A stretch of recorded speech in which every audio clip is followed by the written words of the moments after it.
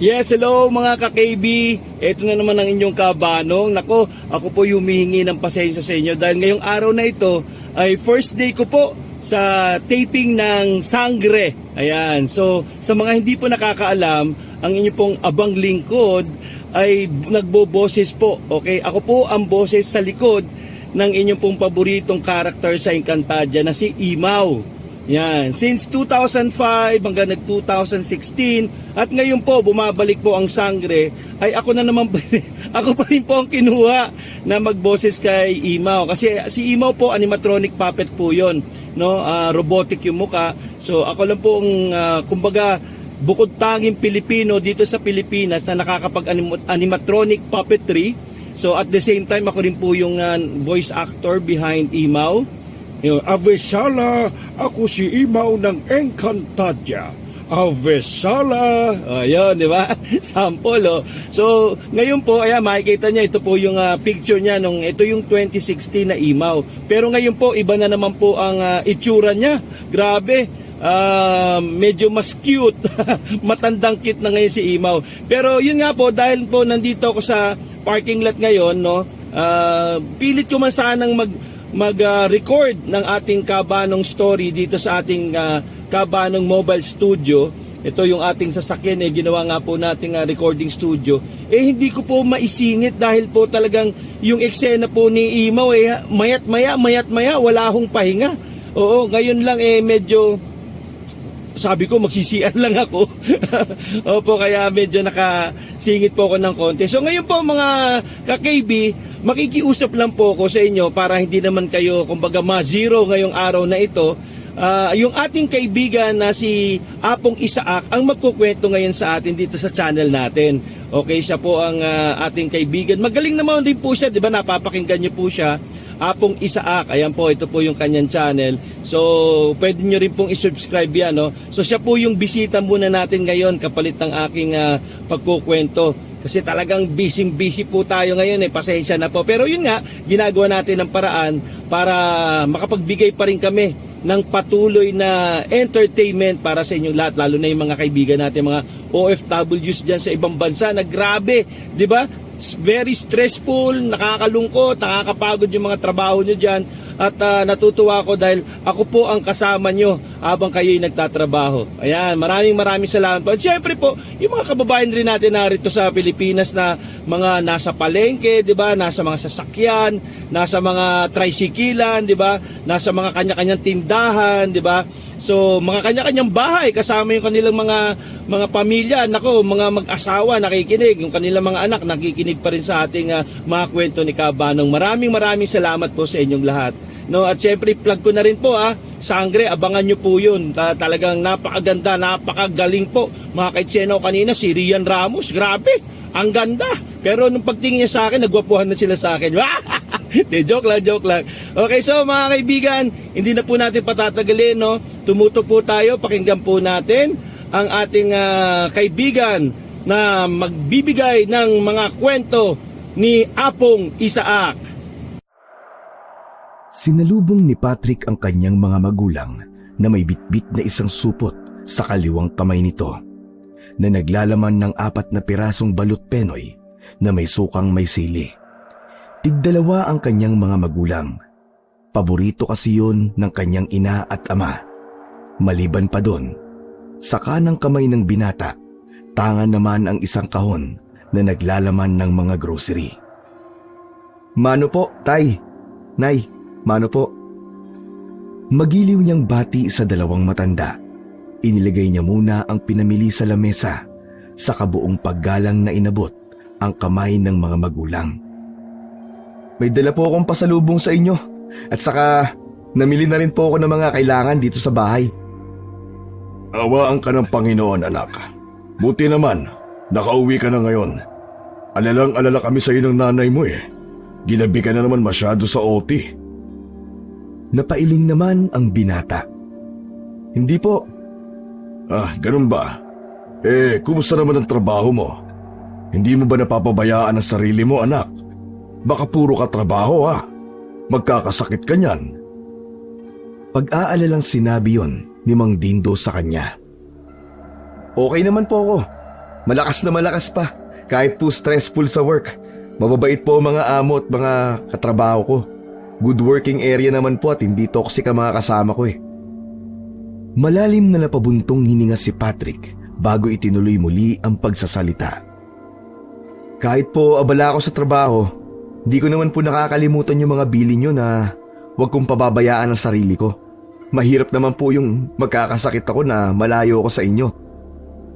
Mabuti naman at nasa mabuti kang lagay sa pinagtatrabahuhan mo, anak. Palihim na napabuntong hininga muli ang binata sa pangalawang pagkakataon at bahagyang sinalat ang sentido. Hanggang salita lang si Patrick, pero pagdating sa ipinapakitang kilos sa mga magulang ay nagsisinungaling siya. Hindi naman pinansin ng mga magulang ang taliwas na ikinikilos ng anak sa sinasabi nito. Sa halip ay niyaya na lamang siya ng ama na kumain na. O siya, halika na. Pumasok na tayo sa loob. Nagluto ang nanay mo ng paborito mong ulam na adobong manok. Napawi bigla ang pagod na naramdaman ni Patrick sa ibinalitang yon ng kanyang ama. Abot langit naman ang ngiti ng ina nang umaliwalas ang muka ng binata. Talaga po? Nako, mapapasarap tiyak ang kain ko nito. Marami ako natikman na adobo sa kantin namin at karinderya, pero wala pa rin pong talagang tatalo sa adobo ni nanay. Yun ang namimiss ko eh, yung mga lutong ulam ni nanay. Halika na po, kain na po tayo.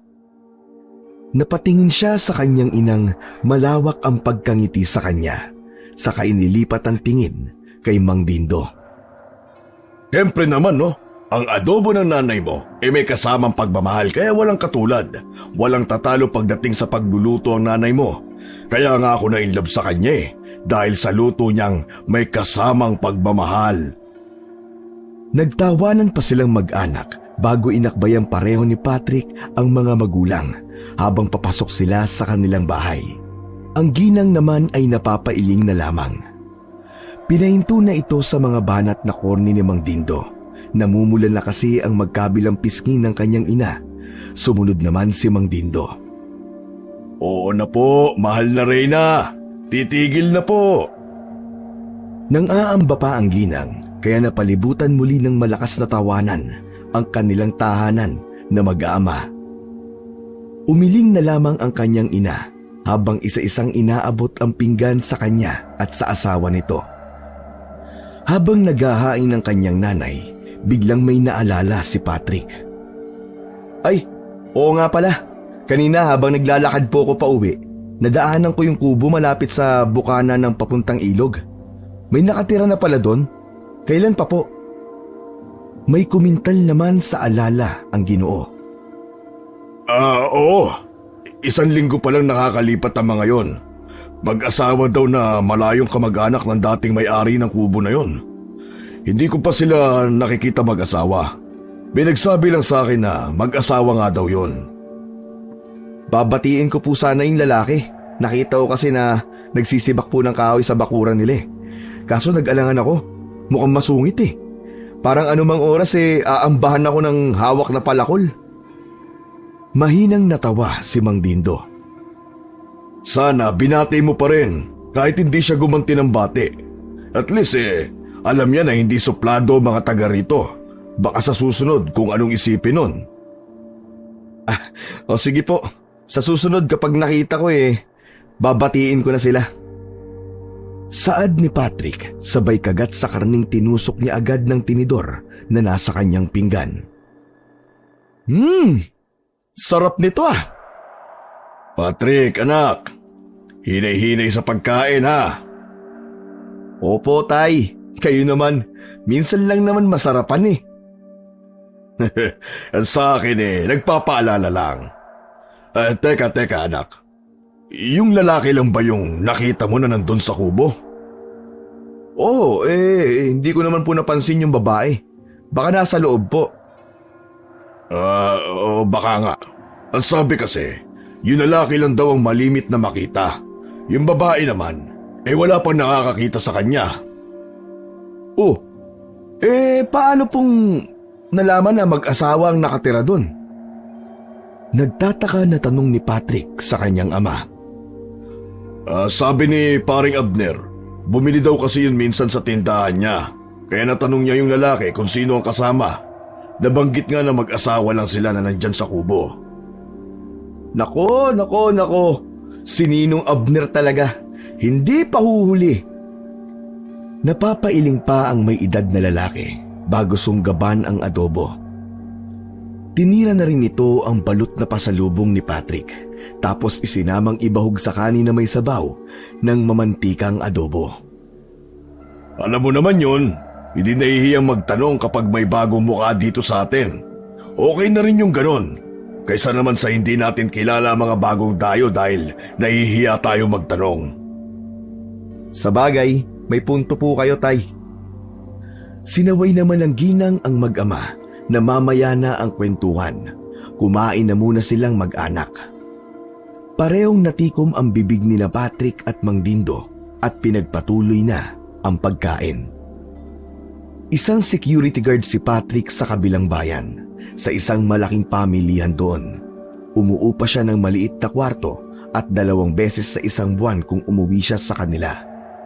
May 2 pa siyang kapatid na babae na mas matanda sa kanya. Napawang may sari-sarili ng pamilya pero sa baryo pa din yun nakatira. Siya na lang ang kasama ng mga magulang sa bahay na yon dahil siya na lang ang binata pa. Pihikan din kasi masyado si Patrick kaya wala pang nagugusto ang babae na makakasama niya sa buhay. Tila yata tatanda ng binata si Patrick. Sa kabilang banda, tanggap naman din niya basta maaalagaan lang niya ng maayos ang mga magulang na malapit-lapit na ding mag-senior. Alam mo ba, nak? Yung anak na bunso ni paring Empoy 3 araw nang nawawala. Hindi na nga nila malaman kung saan pa nila hahanapin ang anak nila. Nakakaawa na. Malungkot na pahayag ni Mang Dindo kay Patrick. Pabiglang nagulat naman ang binata sa ibinalita ng ama. Ha? Paanong nawawala, Tay? Hindi nga malaman Lahat nga ng kalalakihan sa baryo na to naghahanap na. Sumama na nga ako Hindi na talaga namin siya natagpuan. Parang naglahong parang bula yung batang yun. Aba ewan. Hindi na mahagilap kung saan-saan. Hindi po kaya pumunta sa mga kaibigan o kamag-anak o di naman po kaya baka nakidnap. Teka, Tay, may kinakasangkutan po ba yung bunso ni Kuya Empoy? Hindi naman nag-o-online sabong ang bata. Bakit kikidnapin? Sunod-sunod na may konklusyong tanong ang binata sa kanyang ama. Ipinagkibit balikat na lamang yun ni Mang Dindo. Maski ang may edad na lalaki, walang alam kung nasaan ang anak ng parang Empoy nito. Nako, wag naman sanang mga sindikatong kumidap sa batang yun. Gagamitin ng bata para lang pagkakitaan sa mga iligal nilang ginagawa. Diyos ko, wag naman sana. Hinanap na rin nila pati sa mga kaibigan at kamag-anak. Kahit nga yung malalayong kamag-anak, pinuntahan na nila Talagang hindi nila makita. Nagpaskil na sila ng mga papel na may larawan ng binatilyo para makatulong sa paghahanap. Wala ni isang nakakita kung paano siya nawala. Walang nakakatukoy kung nasaan. Sunod-sunod na napabuntong hininga si Patrick. Malalalim ang mga yon. Tila ba naaalarma sa mga narinig galing sa bibig ng kanyang ama. Sa buntong hininga niyang yon ay tila para siyang hinihika na kailangan ng inebulizer. Manirisim niya na yon kapag nai-stress sa naririnig na hindi magandang balita. Okupado na tuloy ng isip niya ang bagay na yon. Delikado na pala sa liblib na lugar. Nangangamba tuloy siya sa kanyang mga magulang. Bilang sikyo, poproteksyonan niya ang mga magulang. Baka nanay at tatay niya na ang susunod na puntiryahin ng mga taong hindi pa alam ang pagkakakilanlan. Ipagdasal na lang po natin na makabalik siya ng ligtas sa pamilya niya. Tay, iba na talaga ang panahon ngayon, no? Biruin niyo, itong tahimik nating baryo napasok na ng mga masasamang loob. Pambihira. Kalat na talaga ang mga alagad ni Satanas.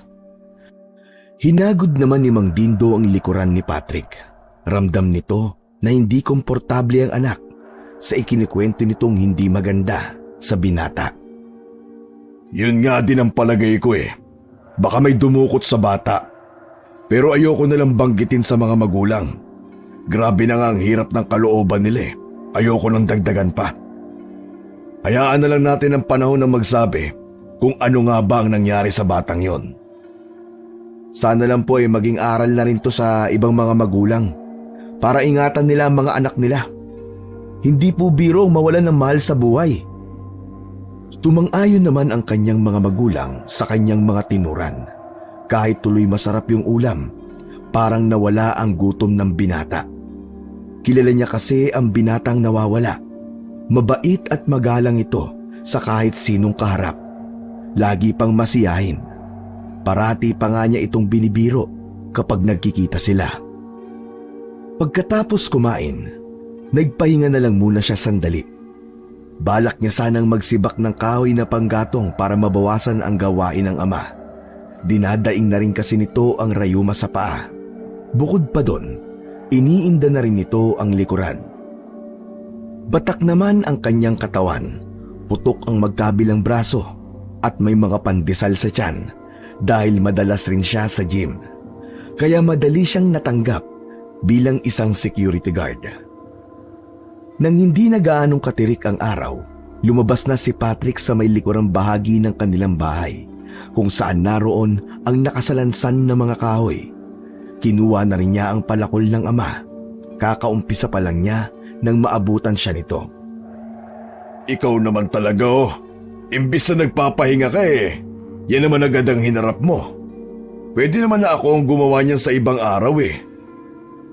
Hindi na. Okay lang naman ako, tay. Namiss ko rin kasi itong ganitong gawain. Ako na po magpipresentang gawin to para sa inyo. Saka po, ayoko po na laging mabibigat ang ginagawa nyo. Baka kung mapano po kayo niyan eh. Alalang-alala si Patrick sa kanyang ama. Wala namang nagawa si Mang Dindo kung hindi ipaubaya sa anak ang nakasanayan na nitong ginagawang pamumuhay. Kung sa bagay nga, sanay ka kasi sa mabibigat na gawain dito sa atin. Naninibago ka siguro sa trabaho mo ngayon ano? Nakakapanibago po talaga, lalo na't mag-isa lang ako doon sa tinutuluyan ko. Alam nyo, araw-araw ko nga po kayong iniisip dito eh. Hindi ko maiwasan na hindi mag-alala sa inyo lalo't wala po kayong kasama dito sa bahay. Huwag mo kaming alalahanin, iho. Malakas pa naman kami ng nanay mo eh. Kayang-kaya ko pa siya ipagtanggol kung sakaling may mga taong magtangkang pasukin ang bahay natin. Minsan nga po eh, naiisip ko na tumigil na lang sa pagtatrabaho. Kaya lang, wala naman akong gagawin dito kundi magsuga ng mga hayop. Malalim namang napabuntong hininga si Mang Dindo. Pasensya ka na, iho ha. Kung hindi ko natubos yung sakahan natin kay Mr. Chen. Wala tuloy tayong pwedeng pagsakahan ngayon. E di sana, hindi mo na kailangan mangamuhan sa malayo. Hindi nyo naman po kailangan humingi ng dispensa, tay eh. Sadya talagang may pagkasakim ng taong yun. Sinadya niya kayong gipitin para makuha ang lupa nyo dahil matagal niya nang pinag-iinteresan yun eh. Nangihinayang pa rin ako, syempre. Inaasahan namin ng nanay mo na yun na ang ipamana namin sa inyong magkakapatid. Kaso, nawala pa sa atin. Huwag niyo na po yung panghinayangan. Ang importante, na isalba ng lupa na yun ang buhay ng nanay noon. Kung hindi po sa lupa na yun malamang hindi na po natin kasama si nanay ngayon. Tinutukoy nilang lupa ay ang naipundar ng ama nung araw. Kinailangan kasing maopera noon ang kanyang ina dahil sa bukol sa matres. May mayoma ang kanyang ina, kaya dahil doon, isinanla ng ama ang kanilang sakahan noon. Pero dahil sa mataas na interes, hindi sila makabayad hanggang sa nailit ang lupa na kanilang pagmamayari. Maiba nga pala ako anak. Mamaya magluluto ng tinolang nanay mo. Pwede mo bang dala ng ulam yung bago nating kapitbahay? Ako na sana magdadala kaso may gagawin nga lang ako. Yung bagong lipat tay ang tinutukoy nyo? Oo, sila nga. Bilang pagbati na rin sa kanila mag-asawa. 1 linggo na kasi hindi pa natin napupunta ng nanay mo. Pwede ba? Wala pong problema yun tay, sige po. Ako na po magdadala. Nginitian ni Mang Dindo si Patrick. Nang hindi na nagsasalita ang ama, itinuloy na ni Patrick ang naudlot na pagsibak ng kahoy. Hanggang sa matapos siya ay naroon ang ama. Tinulungan pa siya nitong magsalansan ng mga yon. Salamat iho ha. Matagal-tagal na rin natin tong magagamit na panggatong. Hindi na mag-aalala ang nanay mo na walang magagamit kapag umuulan. Hayaan nyo tay, pag uwi ko po ulit sa susunod magsisibak ulit ako para marami tayong nakatabi. 1 buwan na lang magtatag-ulan na naman. Niyaya na siya ng ama na makapagmeryenda. Tara na sa loob na makapagmeryenda tayo. Naglaga ng balinghoy ang nanay mo. Sige po tay, susunod na lang po ako sa inyo. Magpapahinga lang po ako sandali. Lalanghap na rin po ako ng sariwang hangin. Ay, matagal-tagal din bago ko naramdaman ang ganitong pakiramdam sa lugar natin. Iba talaga ang amoy probinsya, lalo't kasama ang pamilya. Tinapik ni Mang Dindo ang balikat ni Patrick. Tumango naman ang kanyang ama at nauna nang pumasok sa loob ng bahay nila. Ang binata naman ay nagpalinga-linga sa paligid.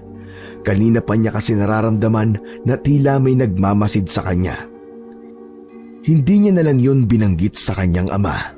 Napabuntong hininga na lang siya at saka dinampot ang t-shirt na ipinatong sa upuang kahoy sa tabi. Ilang sandali muna ang pinalipas niya bago pumasok sa loob ng bahay nila. Dahil probinsya, sanay ang mga tao sa kanila na maagang magluto ng hapunan. May linya na ng kuryente sa kanilang lugar maliban sa tubig. Sa poso pa rin sila nag-iigib. Bawat bahay doon ay may kanya-kanyang poso. Ang sa kanila ay nasa likurang bahagi na malapit sa banggirahan. Naabutan niya ang kanyang ina na may inilalagay na ulam sa malaking mangkok. Inilalabas lang yun kapag may okasyon, kaya nagtataka siya kung bakit yun ang nilagyan ng ulam. Wala naman kasing okasyon sa araw na yon. Nang magwika ito na dalhin na lang niya ang ulam sa bago nilang kapitbahay, lalo siyang nagtaka. Marami naman po dyan pwedeng paglagyan ng ulam ah. Bakit dito pa po? Di ba tuwing may okasyon lang to ginagamit? Buong pagtatakang tanong ni Patrick kay Mang Dindo. Yan na nga ang sabi ko sa nanay mo eh. Hindi naman kailangan na ilagay pa sa espesyal na lalagyan ng ulam eh. Ang importante ay nagbigay tayo. Pambihira. Bilib talaga ako kay nanay. Iba talaga siya makisama sa mga bagong kapitbahay. Sigurado ko, masasarapan sila sa luto nyo, Nay. Baling ni Patrick sa ginang. Ngumiti lang sa kanila ang matandang babae at saka siya inutusan nito na dalhin na lang ang ulam habang mainit pa ang sabaw. Hindi naman kalayuan sa kanila ang kubo ng bagong kapitbahay. Habang naglalakad, naroon na naman yung pakiramdam na tila merong nagmamasid sa kanya. Nagpapalinga-linga siya ng tingin pero wala naman siyang nakitang tao sa paligid. Kaya't binilisan na lamang niya ang paglalakad para maihatid na ang ulam at makabalik na kagad siya sa kanila. Pagdating sa kubo, hindi pa man siya nakakalapit sa may pintuan, lumabas na doon ang isang lalaki. Nag-ehem muna si Patrick upang tanggalin ang nakabara sa kanyang lalamunan bago batiin ang bago nilang kapitbahay. Magandang hapon po. May dala po kong ulam. Luto po ni nanay. Malakas ang boses pero magalang na wika niya sa lalaki. Napakunot noon naman ang lalaki. Nanlaki ang mga mata ni Patrick. Nagulat din siya na nagtaas siya ng boses.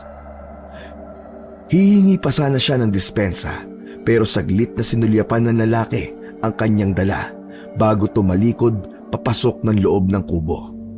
Pagbalik nito ay may dala na itong lalagyan. Pakisalin mo na lang dito. Malamig ang tono ng boses nito. Sige po. Napapakamot pa ng ulo si Patrick, hindi alam kung anong susunod na sasabihin. Ako nga po pala si Patrick. Diyan lang po yung bahay namin, yung may bakod po na kawayan. Oo, napapadaan nga ako minsan sa tapat ng bahay nyo. Malimit kong makita ang tatay mo sa labas ng bahay nyo. Pakisabi na lang sa mga magulang mo na salamat sa ulam. Oo, makakarating po. Ano pong pangalan nyo, Manong? Serapin. Serapin ang pangalan ko. Salamat ulit sa ulam. Nang magsasalita pa sana si Patrick nang tumalikod na ang lalaki at pumasok sa loob ng bahay nito. Naiwan namang nagkakamot sa ulo ang binata. Pinagkibit-balikat na lang niya ang ginawa ng bagong kapitbahay at naglakad na palayo. May itatanong pa sana ako na ibang detalye. Katulad ng saang probinsya sila galing, nasaan ang asawa niya. Mukhang hindi pala kaibigan ng bago naming kapitbahay ah. Teka nga lang. Umihit pabalik si Patrick. Bigla siyang napatago sa likuran ng puno nang biglang lumabas si Mang Serafin. Dala pa rin nito ang ulam na dala niya. Nagpalinga-linga pa yun sa paligid bago itinapon sa isang tabi ang ulam at saka bumalik sa loob ng kubo.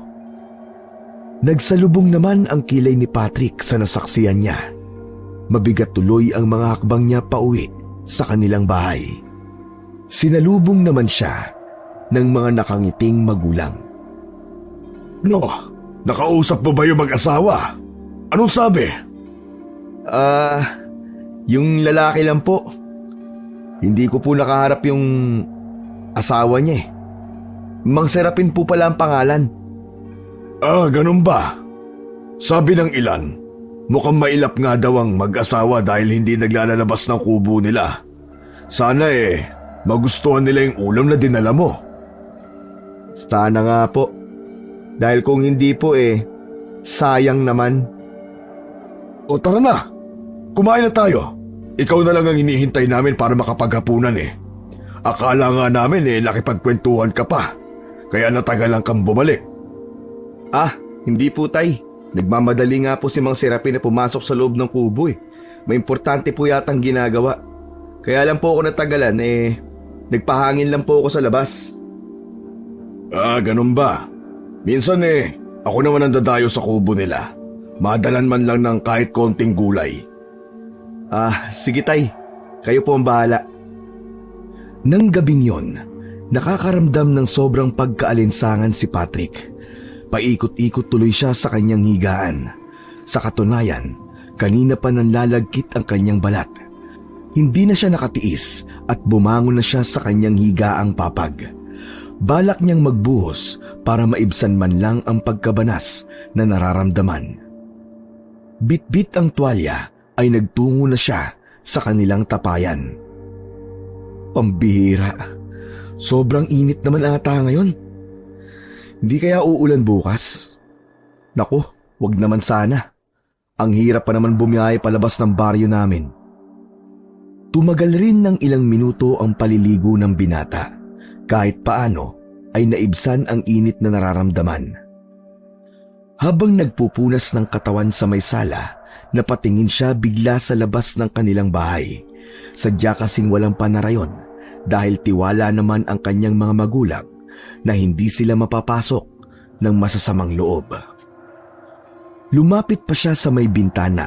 Ang katapat kasi nun ay isang hindi kilalang puno. May naaninag kasi siya na tila malaking ibon. Nakabitin yon ng patiwarik. Ngunit naramdaman ata nito na nakatingin siya. Biglang bumuka ang pakpak nito. Sa gulat ay napaatras siya, pero hindi inalis ang paningin sa nilalang hanggang lumipad yon palayo. Anak ng... Anong nilalang yun? Imposible namang ibon yun. Napakalaki. Hindi. Parang tao na may pakpak. Dahil sa nasaksihan ng gabing yon, magdamag na hindi nakatulog si Patrick. Kahit gusto pa sana niyang magbabad sa higaan, pinilit na rin niyang bumangon. Oh, tanghali ka na yatang nagising, iho. Di po kasi ako nakatulog kagabi. Napakaalinsangan po kasi. Kaya naligo pa ako. Akala ko makakatulog na ako ng maimbing. Lalong hindi ako nakatulog. Ganun ba? Sige, kumain ka na dito. Kanina pa kami kumain ng nanay mo at maaga siya pupunta sa palengke ngayon. Anong oras ka ba babalik ng bayan, anak? Baka mamaya na pong hapon.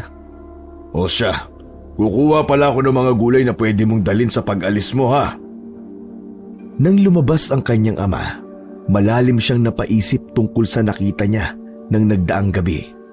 Kaya pagkatapos niyang kumain, naghanap kagad siya ng tabla na maaaring ipansara sa bukas nilang bintana. Maliit lamang yon at kasya lang ang maliit na tabla. Naabutan siya ng kanyang ama na nilalagyan ng tabla ang bintana. Pambihira ka, anak. Ngayon mo pa naisipan na ayusin yan kung kailan aalis ka na. Tsaka, bakit ba biglang nagbago ang isip mo na lagyan yan? Hindi naman kakasya ang tao dyan. Alam niyo, tay, mabuti na rin po nalagyan to ng panara. Lalo't kayo lang po ni nanay ang naiiwan dito. Baka mamaya yan ang himbing-himbing ng tulog nyo. Pinasok na pala kayo. Hindi naman uso ang nakawan dito sa atin, Sabihin mo nga ang dahilan mo. Kilalang kilala kita iyo simula pagkabata. Kapag ganyan na may bigla kang ginagawa, meron kang hindi sinasabi. Sinilip muna ni Patrick ang kanyang ina na abala sa kusina nila. Inakay naman niya ang kanyang ama sa labas ng bahay upang hindi marinig ng kanilang ina ang pag-uusapan nila. Si Tay, kagabi, may natanaw ako na kakaibang nilalang. Parang taong ibon. Sa puno na yan ko siya nakitang nakabiti ng patiwarik. Yung pakpak niya parang katulad po ng ibon talaga Sigurado ka ba iyo sa nakita mo? Opo. Akala ko nga namamalikmata lang ako pero sigurado ko sa nakita ko. Ano ho kayang nilalang yon? May palagay ako, anak, na mandurugo ang nakita mo. Baka naligaw lang dito sa baryo natin yon. Ang ibong mandaragit? Yung ba yung dating kinari? Oo, iyo, yun nga. Yung lagi kong kinikwento sa inyo nung mga bata pa kayo. Nagbalik sa isipan ni Patrick nung mahilig pang magkwento ang kanilang ama tungkol sa iba't ibang uri ng mga aswang. Isa ang mandurugo sa mga paborito niyang kinikwento ng kanyang ama noon. Kwento nito sa kanila, ang mandurugo daw ay magagandang dalaga sa araw, ngunit pagsapit ng gabi ay may kakayahang magbago ng anyo upang maging ibong mandaragit. Ang mga ito ay dating kinari, mga kalahating diwata at kalahating tao o mga nilalang na may dugong diwata. Magaganda silang nilalang na may pakpak ng ibon sa likod. Pero tay, paano po nagkaroon ng mandurugo sa baryo natin? Di ba sabi nyo, matagal na silang nawala? Sana nga ay tama ako ng hinala na naligaw lang siya rito. Hindi sila tuluyang mawawala. Nagtatago lang ang mga kauri niya. Naghahantay ng tamang pagkakataon. Puno ng pagtataka ang anyo ng mag-ama. Pareho silang naghahanap ng kasagutan sa kanilang mga tanong. Labis tuloy ang pag-aalala ni Patrick sa mga magulang na sila lamang ang maiiwan sa bahay nila. Kahit nang nasa trabaho na siya, laman pa rin ng isip niya ang kanilang baryo at mga magulang. Sa lalim ng iniisip, hindi niya na namalayan ang paglapit ng kasamahan sa trabaho at tinuturing na rin kaibigan na si Daniel. Uy! Ang lalim ng iniisip mo! Nag-away ba kayo ng girlfriend mo? Wala nga akong girlfriend Tsaka iba yung iniisip ko. Malamang sa pera, no? Hindi yun ang iniisip ko, no? Wala naman akong pamilya para magipit sa pera Anong iniisip mo? Tagus-tagusan pa naman ang pagkakatitig mo sa pader Sabihin mo na. Baka makatulong ako sa'yo. Hindi naman talaga problema ang iniisip ko Tsaka bakit ayaw mo maniwala? Wala, Jo. Hindi mo pa nga sinasabi, hindi na kagad ako naniniwala. Akala ko ba magkaibigan tayo? Bakit parang wala kang tiwala sa akin? Kulit naman ito. Mahirap kasi ipaliwanag eh. Tsaka hindi rin ako sigurado. Maaaring bunga lang yun ng mapaglaro kong imahinasyon. Di sige. Ikaw na nga ang bahala kung di mo masabi. Pero ang totoo niyan ako talaga ang problemado eh. Dahil ba sa pera? Hindi no. Para kasing maluloka na yung ate ko eh. Hindi na namin alam kung anong gagawin. Ilang araw niya nang kinakausap ang sarili niya. Ha? Bakit? Ano ba nangyari? May pinagdadaanan ba ang ate mo? Kasi ilang buwan nang nawawala yung anak niyang panganay. Paanong nawala? Dinukot ba? Kailan pa nawala ang pamangkin mo? 2 buwan nang nakakalipas. Basta na lang siya nawala pare. Ang paalam daw sa ate ko, pupunta lang sa bahay ng classmate. Iisang barangay lang naman sila. Sanay naman kasi ang ate ko na lagi nagpupunta sa classmate yung anak niya. Nagtaka sila kasi 9:00 na wala pa. Kaya ayun, sinundo na nila. Pagdating naman doon sa bahay ng classmate, sabi maaga daw umuwi ang pamangkin ko. Hanggang ngayon wala pa rin kaming balita pare. Para siyang bigla na lang naglaho na parang bula. Teka, parang katulad na nangyari sa binatilyong nawala sa lugar namin ah. Oh, may nawala rin sa inyo? Hanggang ngayon hindi pa rin siya natatagpuan. Pero sana nga ligtas siya makauwi. May isa pa pala. Bago nawala yung pamangkin ko, may ilan lang nawawala sa lugar namin at kalapit baryo. Basta na lang daw silang naglalaho na parang mga bula. Puro mga kalalakihan ang nawawala. Anak ng teteng oh. Sino kaya nasa likod ng pagkawala nila? Iisa lang kaya ang nasa likod nito? Di ko alam pare, pero lahat posible. Sobrang delikado na talaga ang panahon ngayon.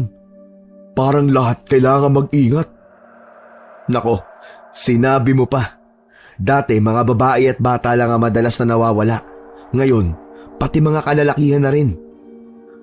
Lalo tuloy bumigat ang pakiramdam ni Patrick ng mga sandaling yon. Sumagi rin sa kanyang isip kung may kinalaman kaya ang nilalang na nakita niya ng gabing yon sa pagkawala ng mga kalalakihan. Dumating ang araw ng pag-uwi ni Patrick sa kanila. Bumili muna siya ng pasalubong para sa mga magulang bago sumakay ng pampasaherong jeep. Pagdating sa kanto papasok sa kanila, tsaka naman siya sumakay ng tricycle. Pagkaraan ng 20 minutos, tumigil na ang tricycle sa tabi.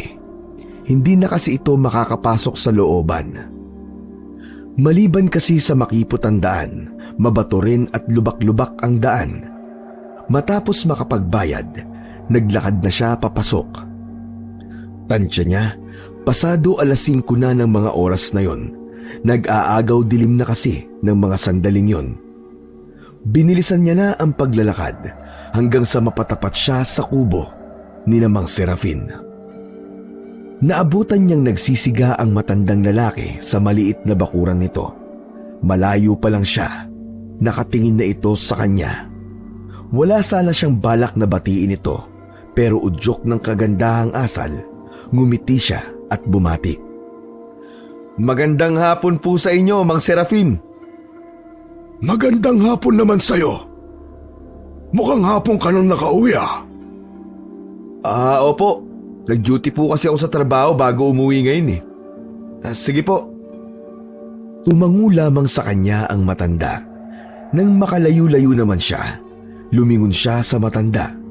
Pero imbis na si Mang Serafin ang kanyang malingunan, isang magandang babae ang kanyang nakita.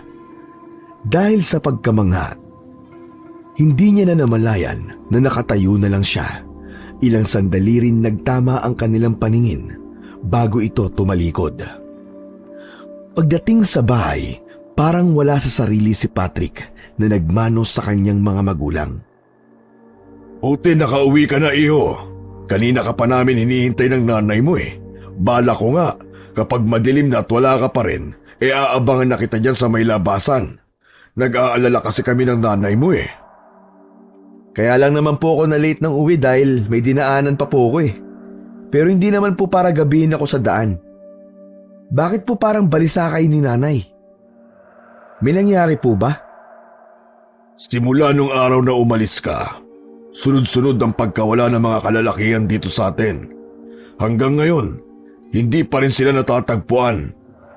Parang ayaw na nga kitang pauwiin dito sa atin eh. Tuluyan nang nakalimutan ni Patrick ang nakitang babae sa bakuran ni Mang Serafin dahil sa sumalubong na problema sa kanya. Sumagi rin bigla sa kanyang isipan ang napag-usapan nila ng kaibigan niyang si Daniel. Tay, Nay, alam niyo bang hindi lang dito sa atin ang may ganyang kaso?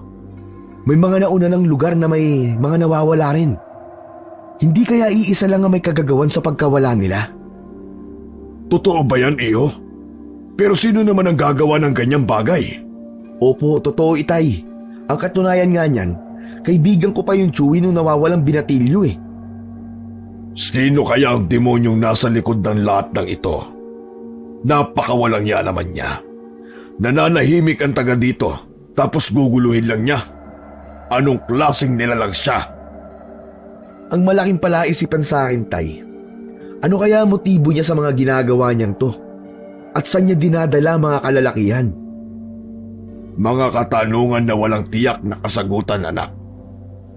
Lahat sila ay napuno ng pagtataka ang muka dahil sa misteryosong pagkawala ng mga kalalakihan sa kanilang baryo. Kaya ng gabing yon, maaga silang nagsara ng kanilang bahay. Tila ba kinatatakutan na ng mga magulang ang pagsapit ng gabi. Di umano, tuwing gabi nawawala ang mga kalalakihan sa kanilang lugar. Naiwan silang mag-ama sa sala habang ang kanyang ina naman ay pumasok na sa silid nito. Naiisip ko, Iyo, na baka may kinalaman ang nakita mo sa mga nangyayari ngayon. Naisip ko nga rin po yun, tay eh. Pero paano natin mapapatunayan sa mga tao na isang uri ng aswang ang nasa likod ng pagkawala ng mga kalalakihan? Baka pagtawanan pa tayo. Tapos sabihin nila, may sayad tayo. Yun nga lang, baka tayo pa mapasama pag nagkataon. Sa ngayon, anak, manahimik na lang muna tayo. Maghintay na lang tayo sa mga susunod pang mangyayari. Sana lang po wala nang mawala sa mga kabaryo natin. Mabigat din po sa loob ko ang pagkawala nila. Kilala ko po sila halos eh. Ang iba sa kanila parang kuya na ang turing sa akin. Magiging maingat na ang mga magulang ngayon sa kanilang anak. Tsaka napansin ko pa, wala na halos naglalabas kapag malapit ng dumilim. Kahit tutol na manahimik sila sa totoong hinala nila tungkol sa pagkawala ng mga kalalakihan, walang nagawa si Patrick kundi ang sumang-ayon sa kanyang ama. Mahirap din kasing pangunahan ang mga pangyayari. Baka mali lang sila ng hinala. Umaasa na lang sila at nagdarasal na sana ay bumalik na sa kani-kanilang pamilya ang mga nawawala. Nakabuo na rin siya ng pasya na wag nang bumalik sa trabaho para masamahan ang mga magulang. Mas mahalaga sa kanya ang mga ito kaysa sa kumita ng pera. Sigurado ka na ba sa desisyon mong yan, anak? Okay lang naman kami ng nanay mo kung kami lang ang inaalala mo. Kaya ko pa naman protekta ng nanay mo eh. Sigurado na po ako, tay. Tsaka, hindi rin po ako matatahimik sa trabaho ko eh. Mag-aalala lang po ako sa inyo. Mabuting dumito na ako. Makakapaghanap pa naman po ako ng trabaho eh. Huwag po kayo mag-alala. Kung sa bagay nga, mas gusto ko na nandito ka lang kaysa nasa malayo ka pa nagtatrabaho. May maliit na lupa pa naman tayo sa likod nitong bahay. Tulungan mo na lang muna ako sa pagtatanim. Sige po, tay. Sanay naman ako sa mga ganong gawain eh. Araw yun ng linggo. Sinundo ng isa niyang pamangkin ang kanyang ina. Buntis kasi sa ikatlong anak nito ang panganay niyang kapatid. Ang nanay niya ay dating kumadrona, pero simula nang tumigil, tanging mga kapatid na lamang ang pinapaanak nito at yung malalapit sa pamilya. Hindi nila alam kung ilang araw mawawala ang ina, kaya si Patrick na lang muna ang nagluto ng kanilang kakainin. Aba, ang sipag talaga ng anak ko ah. Wala akong masabi sa'yo. Sana makatagpo ka na ng babaeng magugustuhan mo. Napangiti naman si Patrick sa sinabi ng ama. Para namang tukso na pumasok sa kanyang isipan ang babaeng nakita sa bakuran ni Mang Serafin. Tay, nakapunta na po ba kayo sa kubo ni Mang Serafin? Oo, iyo. Ilang beses na rin. Nung una, dinalan ko sila ng gulay. Tapos, nakapagdala na rin ako ng saging nang minsan nakapagtiba ako. Bakit mo naman naitanong, anak? Maliban po sa kanila mag-asawa, kasama po ba nila yung anak nila? Sa 2 beses kong pagpunta sa kubo nila, si Serapin lang ang nakikita ko. Hindi ko pa nakakaharap ang asawa niya. Tsaka, sabi niya, wala daw silang anak na mag-asawa. Sigurado po ba kayo, Tay? Oo, yun ang sabi ni Serapin eh. Siya daw ang may diferensya, kaya hindi sila magkaanak. Pambihira. Sino kaya yung nakita ko? Ha? Meron ka bang sinasabi, anak? Wala po, Tay. Sabi ko po sayang, hindi sila nagkaanak. Hindi sayang, kundi kawawa silang mag-asawa. Walang titingin sa kanila kapag uugod-ugod na sila. Siguro may mga kamag-anak naman silang pwedeng hinga ng tulong kung sakali. Nabanggit po ba ni Mang Serapin kung saan sila galing bago sila napadpad dito sa atin? Oo, galing daw sila sa Bicol. Pinsang buo daw niya ang dating may-ari ng lupang kinatitirikan ng kubo. Nakiusap daw siya sa mga anak ng pinsan niya na kung pwede silang tumigil diyang pansamantala. Tay, ano po masasabi niyo kay Mang Serafin? Tuwing nag-uusap kami, hindi ko man lang siya nakitang ngumingiti. Pero naaaninag ko sa kanyang mga mata ang kakaibang lungkot. May nararamdaman din ako sa kanyang kakaiba na, hindi ko may paliwanag. Alam niyo, Tay, sa tingin ko po merong itinatago ang mga yan sa atin. Hindi kaya nandito sila sa baryo natin para magtago? Hindi naman magandang mangusgakan ng kapwa mo, iho, na wala ka namang katibayan. Hindi porke dito nila naisipan na tumira, may tinataguan na sila. Pero wala naman po akong masamang intensyon dun sa sinabi ko, Tay. Nung dumating sila, sunod-sunod na mga nawawalang kalalakihan dito sa atin, di ba? Ano yun? Nakapagtataka naman. Napatitig naman sa kanya si Mang Dindo, pero hindi nagkomento sa kanyang sinabi. Sumunod na araw, naisipan ni Patrick ang mamingwit sa ilog. Nang mapadaan sa kubo ni Mang Serapin, hindi niya nakita ang matandang lalaki. Mukhang saradong-sarado din ang kubo nito. Tumuloy na siya, bit-bit ang kanyang pamingwit. Pagdating sa ilog, pumesto siya sa malaking bato. Inilapag niya ang kanyang dalang gamit at pagkain, tsaka sinimulan na niyang maglagay ng pain sa kawit ng kanyang pamingwit. May kalahating oras din siyang nakatanghod sa harapan ng kanyang pamingwit nang bigla siyang matigilan. Nakarinig kasi siya ng kalabusaw ng tubig. Pagharap niya sa kanyang kanan, naroon ang isang babae. Waring nagbabanlaw na ito ng mga damit. Naramdaman siguro ng babae na nakatingin siya rito. Bigla itong tumigil sa ginagawa at saka tumingin sa kanya. Namalayan na lang ni Patrick ay magkaharap na sila ng babaeng ang pakilala ay Narcisa. Tama ba ang narinig ko? Asawa ka kamo ni Mang Serapin? Ilang taon ka na ba? 30 na. Matanda ka lang pala sa akin ng 4 na taon. Wag mo sanang mamasamain, ano? Paano nangyari na napangasawa ka ni Mang Serapin? Ang laki kasi ng agwat ng edad niyo eh. Habang kwento, tsaka ko nilang sasabihin, hindi naman siguro to ang huli natin pagkikita. Oo naman. Magkapit-bahay lang naman tayo eh. Tsaka maglalagi na ako dito sa baryo namin. Madalas ka bang pumunta dito sa ilog? Minsan lang. Ayaw kasi ng asawa ko na naglalalabas ako. Masyadong istrikto yon pagdating sa akin. Naiintindihan ko naman siya. Kahit ako man ang lumagay sa katayuan niya eh. Ang ibig ko sabihin, gusto ka lang niya sigurong ingatan. Lalo na ngayon na laganap ang pagkawala ng mga kalalakihan. Kiming ngumiti si Narcisa sa kanya. Maya-maya pa ay nagyaya na itong umuwi. Noon lang niya napansin na malapit na palang dumilim. Siya na ang nagpresenta na magdala ng batya na nilagyan ng mga nilaban nito. Habang nasa daan ay patuloy pa rin silang nagkwekwentuhan hanggang sa namalaya na lang nila na nasa tapat na pala sila ng kubo ni Mang Serafin. Alumpihit pang ibinigay ng binata ang batya nito. Salamat ha, sa uulitin. Oo ba? Hinintay munang makapasok sa loob ng kubo ng binata ang babae bago siya naglakad pauwi sa kanila. Hindi niya na napansin ang matalim na titig ni Mang Serafin na nakasilip sa may bintana.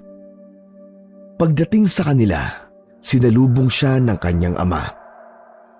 Oh, nasaan ang dala mong isda? Ho? Ano po wala akong nahuling isda. Ano? Maghapon ka doon? Ni isang maliit na isda wala ka man lang naiuwi. Pambihira. Umuwi ka na lang sana kanina. Bakit inabot ka pa na maghapon sa ilog? Nalibang po kasi ako kaya hindi ko na po namalayan ng oras. Nako, baka gutom ka na. Nandiyan na pala ang nanay mo. May dala siyang suman galing sa ate mo. Ano po pala yung anak ni ate? Lalaki. Tuwang-tuwa nga sila at matagal na nilang gustong magkaroon ng anak na lalaki. Pupunta pala kami bukas sa kanila. Sasama ka ba? Baka po sa ibang araw na lang ako dumalaw sa kanila. May gagawin po kasi ako bukas Sige. Ikaw ang bahala. Nagising na naman ng alanganing oras si Patrick. Napakaalinsangan na naman kasi ng panahon. Pakiwari din niya ay tuyong-tuyo ang kanyang lalamunan. Bumangon na lang siya at nagpunta ng kusina para uminom ng tubig. Pabalik na sana siya sa kanyang silid nang mapasulyap siya sa saradong bintana. Dala ng kuryosidad, sa maliit na siwang, sumilip siya. Nanlaki ang mga mata nang makita na naman doon ang nilalang na kung tawagin ay mandurugo. Ako kaya ang pakay ng nilalang na to? Hindi niya namalayan na kanina pa nangangatog sa takot ang kanyang mga tuhod. Buong buhay niya kasi, noon lang siya nakakita ng isang uri ng aswang. Ilang sandali pa, lumipad na yon palayo, saka lang niya pinakawalan ang pinipigilan na paghinga. Kinabukasan, pagkatapos kumain, umalis na ang kanyang mga magulang. Siya naman ay inabala ang sarili sa pagsisibak ng kahoy. Para kasing gusto niyang pagurin ang sarili. Ayaw niyang mabakante para hindi siya mag-isip ng kung ano-ano. Nasa kalagitnaan na siya ng ginagawa nang biglang dumating si Mang Serafin. Agad sumilay ang ngiti sa kanya pero napalis din kaagad.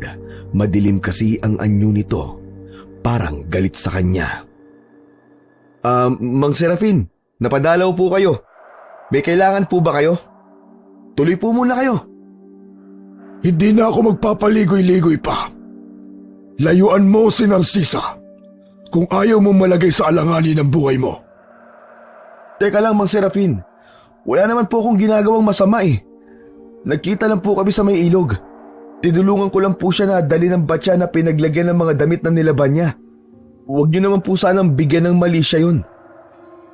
Huling babala ko na sa'yo to, iho.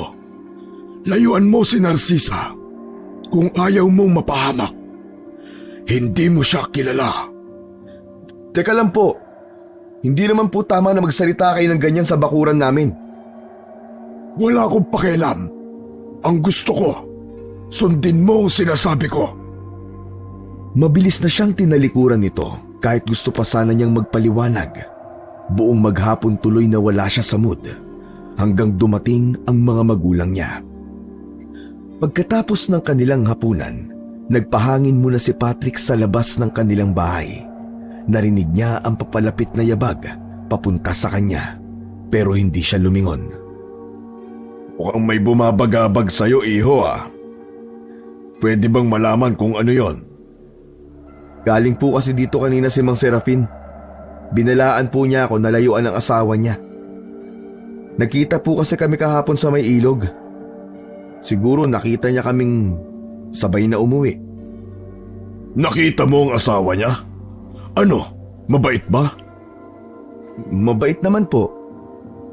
Ano yung sinasabi mo na binalaan ka ni Serafin na layuan mo ang asawa niya? Huwag mong sabihin na pinag-iisipan ka ng taong yun na masama. Hindi ko po alam kung tama yung intindi ko sa sinasabi niya. Aba, loko din yung taong yun ano? Bakit naman siya magsasalita ng ganun kung wala siyang sayad? Tay, may dapat po kayo malaman tungkol sa asawa ni Mang Serafin. Anong dapat kong malaman? Huminga muna ng malalim si Patrick bago niya sinabi sa ama ang kanyang natuklasan sa asawa ni Mang Serafin. Ano ka mo? Ulitin mo nga sinabi mo. Totoo ba yung sinasabi mo? Opo. Hindi lang po bata. Ubod pa ng ganda. Nung makita ko po siya sa may ilog kahapon, akala ko po diwata ng ilog na lumitaw doon. Inakala ko pa nga po na baka engkanto na ang nakikita ko eh. Ibang klase rin pala tong si Serafin ano? Matinik pa rin. Kaya pala ayaw niyang palabasin ang asawa niya. Ayaw niyang may makakita ditong ibang tao. Oo nga po eh. Pero wag niya akong pag-iisipan ng masama. Wala po akong pagnanasa sa asawa niya. Aaminin ko medyo nabigani ako sa ganda ng asawa niya. Pero hanggang doon lang yun. Paghanga lang. Hayaan mo siya mag-isip ng kung ano-ano. Ang mahalaga ay wala kang ginawa. Ayokong nakikita kang apektado dahil sa mga taong yon. Maayos naman natin siyang pinakikisamahan. Sana lang ay huwag niya nang uulitin na puntahan ka dito para pagsalitaan na naman ng masasamang salita. Aba, dahil lang siya dito ah. Di naman po ako nagpapa-apekto eh. Napapaisip lang po ako. Tsaka, hindi ko naman dinibdib ang mga sinabi niya eh. Ang mabuti pa anak ay pumasok na tayo sa loob ng bahay. Lumalamig na ang hangin dito. Tumayo na si Patrick sa kanyang kinauupuan. Sabay na silang pumasok sa kanilang bahay ng kanyang tatay. Samantala, sa kubo ng mag-asawang Serafin at Narcisa, inabala na lang ni Mang Serafin ang sarili sa labas ng kubo. Habang abala si Narcisa sa paglapa sa bagong biktima nito. Maya-maya pa, narinig na niyang tinatawag siya nito. Sa susunod, gusto ko mas bata ang dalhin mo sa akin. Halos kaedad mo na yung dinala mo ngayon ha. Niloloko mo ba ako ha? Pasensya ka na mahal ko. Hindi na ganun kadali makakuha ng bagong biktima. Masyado na maingat ang mga tao. Buti nga't nakita ko ang tao na yan na naglalakad mag-isa papuntang ilog. Wala akong pakialam. Gumawa ka ng paraan. Ang binatang si Patrick. Dalhin mo siya sa akin. Gumawa ka ng paraan. Dahil kung hindi, ako mismo lalabas ng kubo na to para maghanap ng pagkain ko. Wag. Baka matuklasan nila ang lihim mo. Natin. Ako na ang bahala. Sa susunod, dadaling ko rito si Patrick. Maghintay ka lang. Tsumitsyempo lang ako. Ngumisi naman sa kanya si Narcisa. Halatang natuwa ito sa kanya. Mahigpit na kasing pinagbabawalan ni Mang Serafin na lumabas ng kanilang kubo si Narcisa. Sa kadahilanang baka matuklasan ng mga taga doon ang kanilang itinatagong malagim na lihim. Lalo't marami na ang nawawalang kalalakihan sa lugar na yon. Nag-iisip na nga siya na umalis na sa lugar na ito at maghanap ng ibang malilipatan. Ilang sandali pa, inilagay na ni Mang Serafin sa sako ang butot balat na lang na bagong biktima ni Narcisa. Sakto naman na paglabas niya sa kubo ay dumating si Mang Dindo. May dala itong piling ng saging at mga gulay. Nakangiti sa kanya ang matandang lalaki. Pasensya ka na sa biglaang pagsulpot ko dito ha. Abala ka yata ngayon. Dinalhan ko lang kayo mag-asawa ng saging at mga gulay. Salamat. Pasensya ka na rin at hindi kita mahaharap ngayon. Naglilinis kasi ako ng kubo namin. Naipon na kasi mga basura. Ganun ba? Gabi na, naglilinis ka pa rin? Iyan ba ang laman ng sako mo? Oo. Mga gamit nga ito na mga hindi na ginagamit. Ganun ba? Bakit nilalangaw yata? May bulok kasing daga akong nakita, kaya nilagay ko na rin dito. Umangutango na lamang si Mang Dindo habang hindi maalis ang mga mata sa sako. Noon lang din naalala nito na iabot ang mga dala. Sige. Uuwi na ako Pasensya ka na uli sa abala. Salamat dito sa mga dala mo. Babawi na lang ako sa susunod. Nakangiting tumangulang si Mang Dindo bago naglakad ito palayo. Nakahinga naman ng maluwag si Mang Serafin nang makaalis ito. Sinulyapan niya ang sakto na pinapaikutan ng mga langaw. Dinala niya yon sa likod ng kubo para ibaon. Hinihingal na napasalampak na lang siya sa lupa. Sinulyapan ang mga kamay na may kulubot ng balat habang bumabata si Narcisa para naman siyang natutuyong sanga. Napayuko na lang siya ng sandaling yon. Pakiramdam niya ay hapong-hapo na siya. Kinabukasan, balita na naman sa buong baryo ang pagkawala ng isang lalaki. Ayon sa asawa, ang paalam lang daw nito ay pupunta sa ilog para mamingwit. Hinala ng ilan, baka biglang tumaas ang tubig at nalunod ang lalaki. Pero iba ang pakiramdam ni Patrick. May palagay siyang may kinalaman ang nilalang na yon sa pagkawala ng lalaki. Nakakaawa naman ang pamilya ni Randy. May maliit pa naman siyang anak. Tapos buntis pa ang asawa. Malapit ng mga anak. Tay, naniniwala po ba talaga kayo na nalunod siya sa ilog? Bakit? May iba ka pa bang naiisip na dahilan ng pagkawala niya? Doon daw siya pumunta ng araw na yun Tay, may hinala kasi ako na baka aswang din ang dahilan ng pagkawala niya. Posible nga din yung sinasabi mo, Iyo. Hindi kaya nandito lang ang mandurugo na yon? Nakakasalumuhan natin. Mahirap yan basta-basta na lang magbibintang. Tsaka, halos magkakakilala na mga taga rito. Ang tanging dayo lang naman dito sa atin ay ang mag-asawa. Teka, huwag mong sabihin na... Wala po akong ibig sabihin Hindi ko po sila pinagbibintangan. Sabagay nga. Simula lang naman na dumating sila dito, saka nangyari ang mga pagkawala ng mga kalalakihan. Mag-iingat ka, anak. Ayoko nang dadayo ka pa ng ilog para mamingwit at pupunta sa kubo nila. Paano po kung utusan ako ni nanay? Alam niyo naman po yun. Ang hilig magbigay ng ulam. Ako na lang ang magdadala. Basta wag ka na muling lalapit sa kubo nila.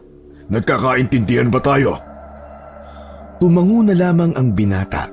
Parang ayaw na rin naman niya kasing lumapit pa sa mag-asawa. Lalo't binalaan na siya ni Mang Serafin. Araw ng linggo, nagulat si Patrick nang may biglang dumating na bisita. Oh, buti na itong tumutong amin.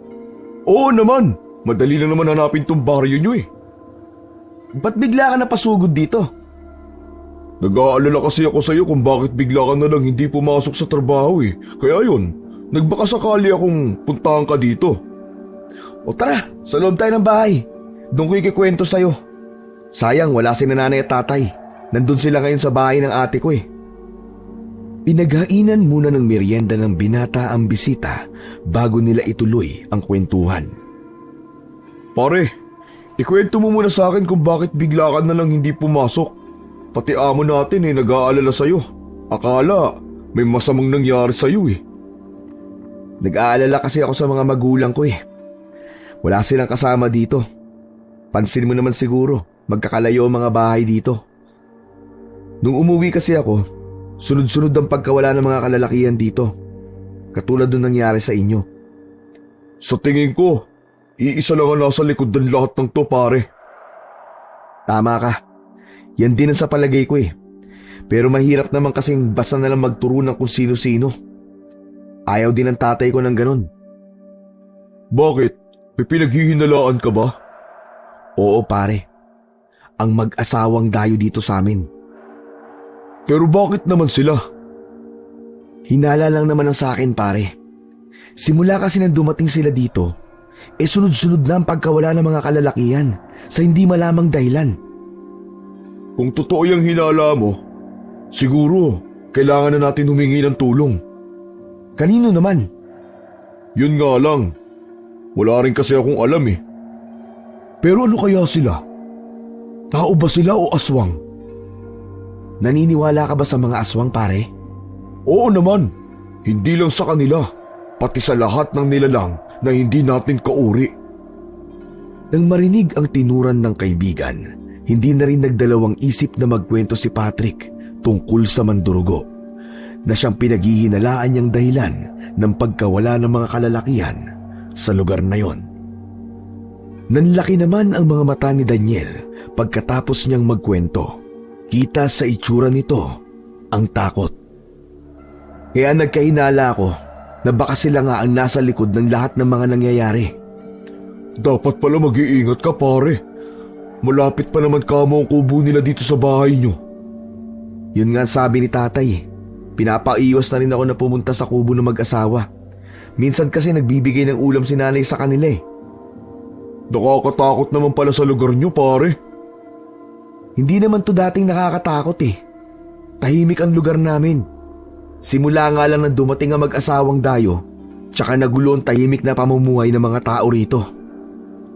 Hindi na nagkomento pa si Daniel sa sinabi ng kaibigan. Inubos na lamang nito ang kanyang kape. Dahil hapon na, inalok ni Patrick na doon na matulog sa kanila ang kaibigan.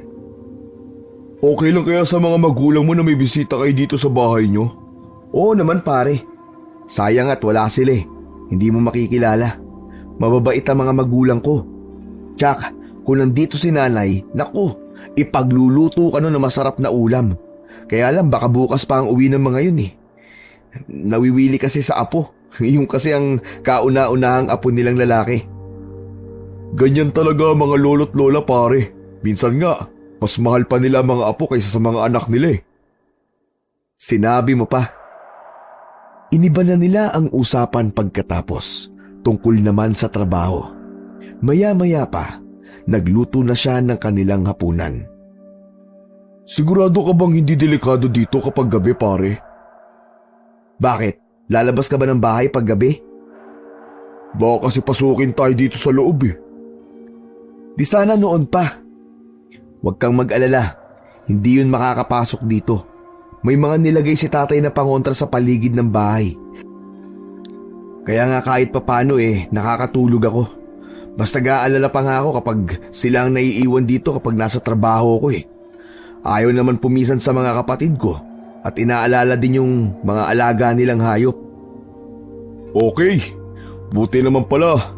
Makakatulog ako na maayos dito sa inyo.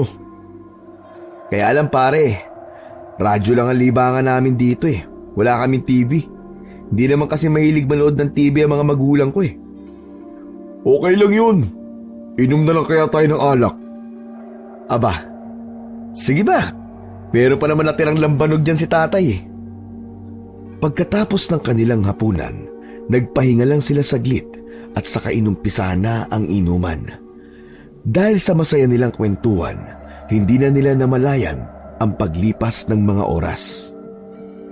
Teka lang. Tawag ng kalikasan, pare. Babalik ka agad ako. Huwag mo akong tutulugan, ha? Pare, huwag ka na lumayo. Diyan ka na lang sa likod ng kusina. Pwede naman dyan eh. Nagmamadali nang iniwan siya ng lalaki. Napapailing naman si Patrick na sinundan ng tingin nito. Ipinilig pa niya ang ulo. Pakiramdam niya kasi, bumigat na yon. Ramdam niya na tinabla na siya ng alak. Ilang minuto na ang nakakalipas nang hindi pa rin bumabalik si Daniel. Nagtataka naman si Patrick kaya naisipan niya ng sundan ito. Nakakailang hakbang pa lamang siya nang marinig ang malakas na sigaw ng kaibigan. Napabilis na ang kanyang paghakbang papuntang kusina. Naabutan niyang nagpupumiglas ito sa isang nilalang na may nakakatakot na anyo. Mahaba ang dila at may malalaking pakpak na kawangis sa pakpak ng isang ibon. Mabilis niyang kinuha ang itak ng ama na nakasuksok sa may pader. Agad niyang nilapitan ito at malakas na pinagtataga ang nilalang. Pinakawalan naman ito ang kaibigan na nagtamo ng mga sugat sa iba't ibang bahagi ng katawan. Ang aswang naman ay nagpaikot-ikot muna bago lumipad palayo. Umalis na ang aswang! Tara pare, gagamutin ko muna sugat mo sa loob. Akala ko malaking ibon lang.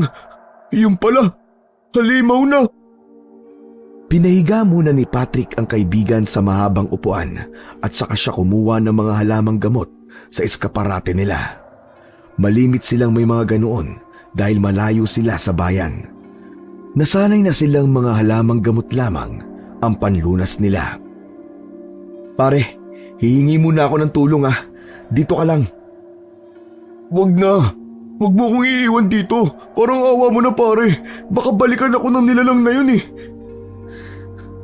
O sige, hindi na ako aalis. Maaga naman uuwi ang mga magulang ko bukas eh. Sa ngayon, pagtiyagaan mo na muna yung tinapal ko sa'yo ah. Para talaga yan sa mga sugat para iwas impeksyon. Maraming salamat pare ah. Sabi mo sa malapit lang ako. Hindi kasi ako nakinig sa'yo eh, lumayo pa ako. Heto tuloy ang napala ako. Wala kang kasalanan pare. Ang hayop na nilalang na yon ang salot. Yung pala ang itsura naman durugo. Siya nga pala. May alak pa ba dyan? Kailangan ko yan pare para maibsan yung nararamdaman ko sakit sa mga sugat ko. Buti na lang eh, malayo sa bituka. Pero masakit pa rin. Grabe ang hapdi. Teka. Oh, ito. Sa'yo na lahat yan. Ubusin mo.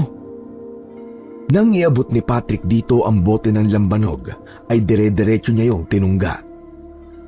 Hindi rin natulog si Patrick sa natitirang oras bago mag-umaga. Binantayan na lamang niya ang kanyang kaibigan na mahimbing nang natutulog. Pasilip-silip din siya sa may labas sa maliit na siwang ng bintana. Pero ni anino ng aswang na umatake sa kanila ay hindi niya na nakita pa. Sa tingin ko, napuruhan ko siya. Sana matuluyan na ang hayop na yon. Samantala, pagkapang naman na pumasok si Narcisa sa kubo nilang mag-asawa. Kasalukuyang mahimbing ang pagkakatulog ni Mang Serafin kaya hindi nito namalayan ang pag-alis niya. Nagising lamang ito nang marinig ang kanyang mga ungol. Anong nangyari sa'yo, mahal ko? Saan ka ba nanggaling? Tulungan mo ko. Tulungan mo ko. May mga sugat ako. Paano ka nagkasugat? Sino may gawa nito sa'yo? Sabihin mo, sino? Si Patrick ang may kagagawan nito. Muntik na niya akong mapatay. Ano? Huwag mo sabihin na nanggaling ka sa kanila. Di ba sabi ko naman sa'yo huwag kang lalabas sa kubo? Masyadong delikado. Paano kung nalaman na lalaking yun ang lihim natin? Ba't ba tigas ng ulo mo? Parang naiiyak na si Serafin sa nakikitang kalunos-lunos na itsura ng babae. Puno ng dugo ang damit nito. Malalim din ang mga hiwa nito sa katawan. Agad niyang binuhat ito at hiniga sa may papag. Kumuha siya ng mga gamot para sa mga sugat nito. Habang nilulunasan niya ang mga sugat, hindi niya na napigilan ang pag-agos ng mga luha sa kanyang mga mata. Bakit ba kasi ang tigas ng ulo mo? Sinabi ko naman sa'yong ako na ang bahala sa pagkain mo eh. Ginagawa ko naman ang lahat para mapaglingkuran ka. Kahit labag sa kalooban ko, tumudukat ako ng mga kalalakihan para lang ihandog ko sa'yo. Bakit nagagawa mo pa rin akong takasan? Ano pa ba ang kulang ko? Ano pa ba? Nagpasya si Mang Serapin na igapos na lamang ang babae para hindi na ito makalabas pa ng kanilang kubo. Siya na lang ang bahalang dumiskarte kung paano makakapagdala ng lalaki sa kubo nila para sa pagkain nito. Nagising si Narcisa na masakit ang buong katawan. Nang tangkain niyang gumalaw, tuluyan nang nagising ang kanyang diwa. Nagtaka siya kung bakit nakagapos ang kanyang mga kamay at paa. Gumuwit agad ang galit sa kanyang muka. Serapin! Serapin, nasan ka? Bakit ako nakatali? Lumapit ka dito! Humahangos naman ang matandang lalaki na pumasok ng kubo. Kinakabahan din ito dahil sa galit na tono ng babae. Buti naman at gising ka na.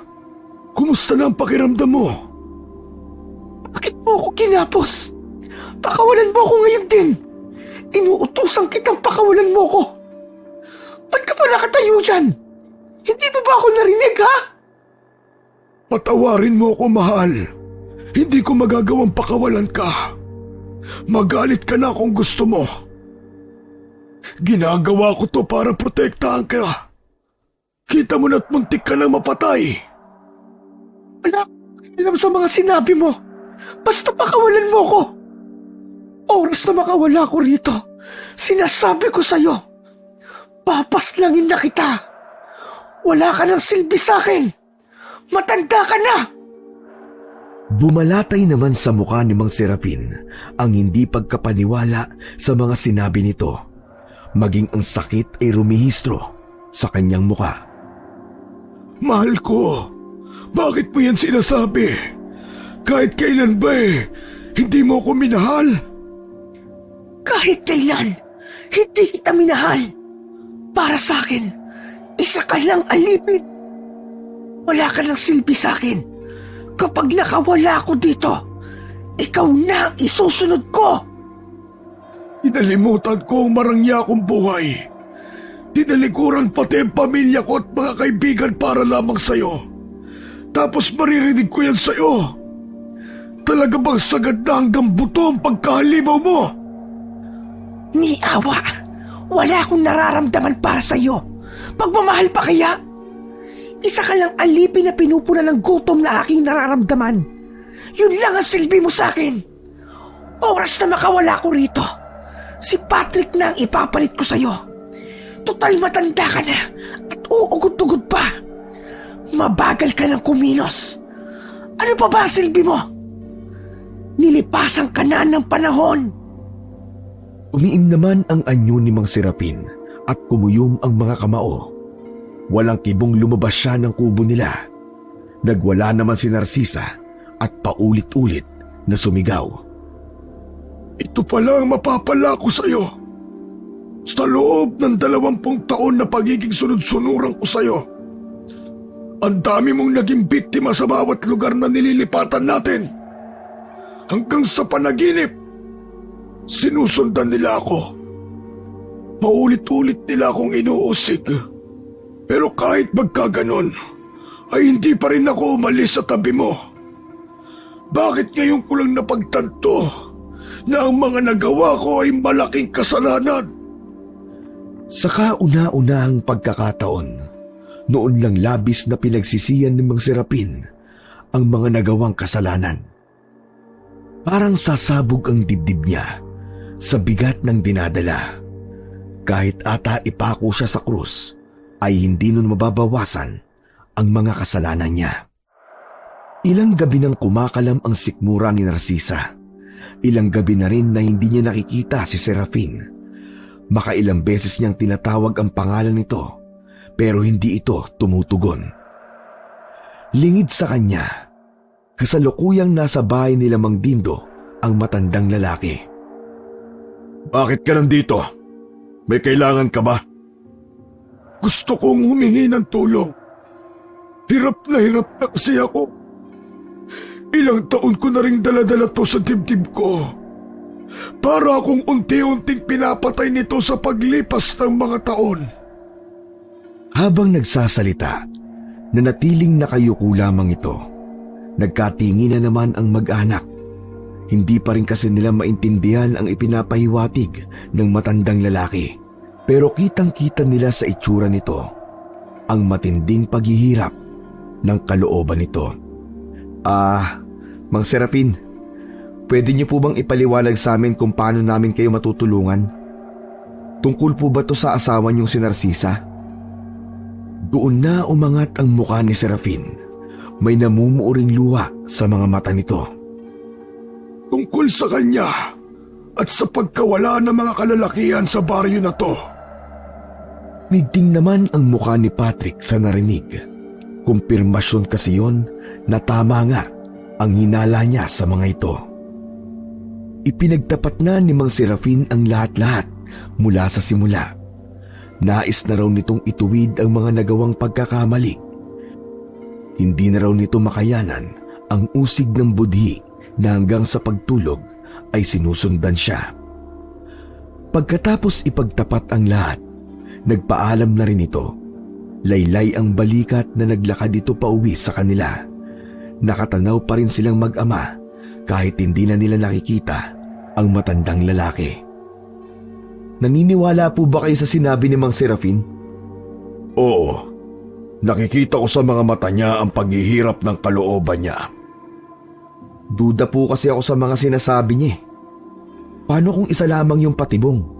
Tsaka, nagtataka ako kung bakit sa loob ng ilang taon, hindi niya nagawang paslangin ang halimaw na yon. Dahil sa nangigibabaw ang pag-ibig niya sa asawa. Tao lamang siyang nagmamahal ng sobra. Maling tao, maling nilalang lang ang kanyang minahal. Bakit ngayon, Tay? Wala na po ba siyang pag-ibig sa asawa niya? Kaya siya humihingi ng tulong sa atin? Maaaring nandun pa rin. Hindi yung kagad mawawala. Kahit ano pa ang dahilan niya, tama lang natuldukan na niya ang kasamaan ng asawa niyang si Narcisa. Tayo lang po bang pupunta sa kubo nila? Paano nga po kung pagdating natin dun ay may nakaamba ng panganib? May plano ko.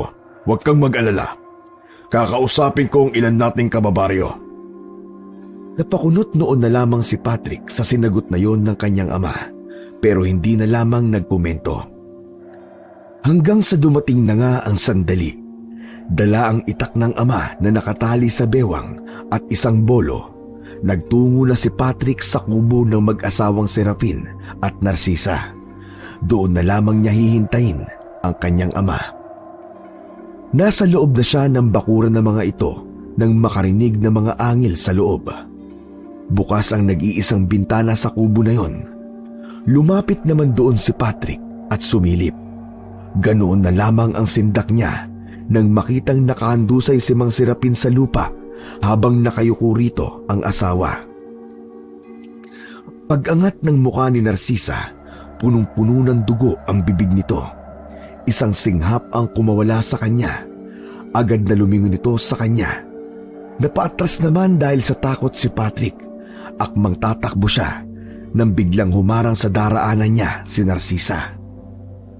Huwag kang lumapit, halimaw ka! Huwag kang lalapit! Paano mo nagawang patay ng sarili mong asawa na buong buhay niya ipinagsilbihan ka? Lahat ginawa niya, kahit ang pumatay, para lang pagsilbihan ka.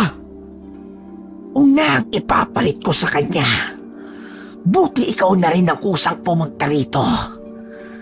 Pinatawad na rin kita sa ginawa mo sa akin. Alam ko naman na hindi mo sinasadya na saktan ako. Mula sa nakakatakot na anyo, biglang bumalik ang dati nitong anyo. Maamo ang muka na parang diwata. Ipinilig ni Patrick ang ulo. Lumayo kang halimaw ka! Huwag kang lalapit sa akin! Sa tingin mo papayag akong alipinin mo? Hindi mo ako mapapasunod. Magkaiba kami ni Mang Serafin. Inumang pa ng binata ang itak na hawak niya. Bumalasik naman ang anyo ng babae. Tila hindi nito nagustuhan ng kanyang mga sinabi. Sa mismong harapan niya, nagpalit ito ng anyo at sabay ng pag-atake sa kanya. Dahil sa pagkabigla ay natumba siya sa lupa habang pumaibabaw ang aswang sa kanya. Gamit ang matutulis na kuko nito, tinusok ang bahaging kung nasaan ang kanyang puso. Napasigaw na lang sa sakit na nararamdaman si Patrick. Pilit din niyang itinutulak palayo pero masyado itong malakas. Nang makakuha ng tiyempo, inindayan niya ito ng malakas na suntok sa muka at sipa naman sa bandang tiyan. Nang makawala siya, paatras siyang gumapang palayo rito. Inabot rin niya ang nabitawan niyang itak. Nang muli itong umatake, ay pinanangga niya ang itak laban sa aswang. Mawala ka ng salot ka! Mamatay ka! Mamatay ka! Muli niyang inindayan ito ng taga pero naiwasan nito yon. Ibinukan nito ang pakpak at ipinagaspas. May pumasok na alikabok sa mga mata ni Patrick na naging sanhi upang mapuwing siya. Hinawakan siya sa balikat ng aswang na halos bumaon na sa kanyang laman. Pilit siyang kumakawala rito pero hindi niya magawa. Bitiwan mo siya! Ako ang harapin mo! Ako ang tatapos sa'yo! Dapat noon ko pa ginawa ito! Napalingon sila pareho kay Mang Serafin na laylay ang balikat at may dugo sa dibdib. Hawak nito sa isang kamay ang bolo na dala niya.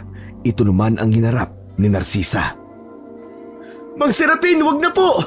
Wala po kayong laban sa kanya! Hayaan mong kami ang magtuos! Dapat noon pa kita pinaslang, hayop ka! Masyado lang akong nagayuman ang taglay mong ganda! Nang ilang hakbang na lang ang layo sa kanya ni Narcisa, inumang niya ang bolo dito. Pero imbis na kay Narcisa yung bumaon, sa matandang lalaki yun bumaon, sa mismong dibdib pa nito. Bumulwak ang dugo sa bibig nito. Hindi! Mang Serapin! Sa bugso ng damdamin, tinaga niya ng sunod-sunod ang likuran ni Narcisa. Ang isang pakpak nito ay nabali at natanggal sa likuran nito. Tumili ito ng pagkalakas na animoy kinakatay hanggang tumakbo yun papunta sa kakahuyan. Nang mga sandaling yun ay paparating na rin ang mga taga-baryo, dala-dala ang mga sulo at sibat sa pangunguna ng kanyang ama. Bilisan nyo! Doon siya tumakbo! Hindi rin makakalayo! Matindi ang sugat niya! Huwag nyo nga hayaang makatakas siya! Hinabol naman ito ng mga tao habang sumisigaw sila sa galit. Naiwan naman ang kanyang ama na nanlulumong nilapitan si Serafin. Siyang hangayaang makatakas. Patawarin niyo ako. Naging bulag ako sa pag-ibig ko kay Narcisa. Ang mga bangkay nasa likod na kalibing. Patawarin niyo ako. Patawad. Sumuka ito ng dugo bago hinabol ang huling hininga. Dahan-dahan din itong ipinikit ang kanyang mga mata. Namalayan na lang ni Patrick na tumutulo na ang luha niya sa kanyang mga mata. Hindi niya ganun kakilala ang matandang lalaki, pero dama niya na naging masama lamang ito dahil sa maling pag-ibig. Ipagdasal na lang natin na matahimik na ang kanyang kaluluwa. Ang mahalaga, nakawala na siya sa manipulasyon at maling pagmamahal niya sa kanyang asawa. Opo, Itay. Alam ko, masaya na rin po si Mang Serapin sa nangyari. Kita po sa mukha niya ang kapayapaan. Nalaman nilang napatay si Narcisa ng mga tumutugis dito. Nahukay din sa likod ng kubo ni Mang Serapin ang mga buto ng mga nawawalang kalalakihan sa kanilang baryo. Ang mag-ama na lang ang nag-ayos ng libing ni Mang Serapin. Sa kabila ng lahat ay binigyan pa rin nila ito ng maayos na mapaglilibingan. Tanging silang mag-anak at Daniel ang naroon para dito. Iba talaga ang nagagawa ng pag-ibig, no? Literal na hahamakin ng lahat, kahit ang pumatay, para sa mahal niya. Ang importante, pinagsisihan ni Mang Serapin ang mga nagawa niya. Hanggang sa huli, magkakasama pa rin sila. Matapos magbigay ng maikling panalangin sa puntod ni Mang Serapin, humakbang na silang magkaibigan palayo sa pinaglibingan ng matanda. Sa isip ni Patrick, isa yung karanasan na hindi niya malilimutan na maaari niyang ikwento sa mga magiging anak at maging sa mga apo niya balang araw.